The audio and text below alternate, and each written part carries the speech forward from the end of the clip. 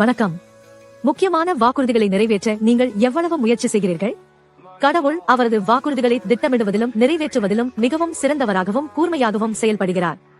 நம்பிக்கையின்மையால் நிரம்பிய உலகில் கடவுள் நமக்கு புதிய நம்பிக்கையின் ஒளியை தந்தார். மனிதரை மீட்பதற்காக ஒரு பெண்மையின் சந்ததி என்ற மசீஹாவை அனுப்ப பல காலம் திட்டமிட்டும் ஆயத்தமாக இருந்தார்.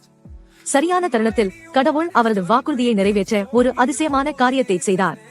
கபிரியேல் எனும் தேவதூதரை ஒரு இளம் கன்னிகையான மரியாவின் அருகே அனுப்பினார். அவன் கூறினான், நீ புனித ஆவியால் கர்ப்பம் தரித்து ஒரு மகனை பெறுவாய்.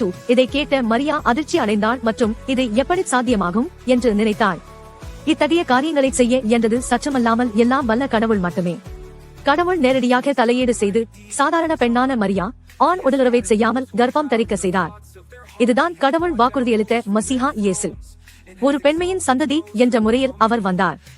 இவ்வாறு பிறப்பதன் மூலம் மட்டுமே அவர் மனிதர்களின் மனங்களில் ஆட்சி செய்யக்கூடிய சத்தியமாய மன்னராகவும் மீட்பராகவும் இருக்க முடியும். நினைத்து பாருங்கள், இது மரியாவால் நடந்தபோது அது வெறும் மறைமுக நிகழ்வாக இருந்ததல்ல, ஆனால் கடவுள் பழைய காலத்திலேயே அளித்த வாக்குறுதியை நிறைவேற்றியது. இயேசு கடவுளால் தயார் செய்யப்பட்ட ஒரு பெண்மையின் சந்ததி ஆகவும் சரியான நேரத்தில் அனுப்பப்பட்டவராகவும் இருக்கிறார். அவரின் பிறப்பு கடவுளின் வாக்குறுதிகள் அனைத்தும் உறுதியாக நிறைவேறும் என்பதற்கும் அவரின் ஒவ்வொரு வார்த்தையும் இயேசுவின் மூலம் உண்மையாக மாறும் என்பதற்கும் சான்றாகிறது. ஆகவே நீங்கள் உங்கள் மனதில் இயேசுவை வைத்துக் கொண்டு வாழ்ந்தால் கடவுள் உங்கள் வாழ்வில் காப்பாற்றும் திட்டங்கள் மற்றும் நோக்கங்கள் அனைத்தும் நிச்சயமாக நிறைவேறும் என்பதை நம்பிக்கையுடன் வாழலாம்.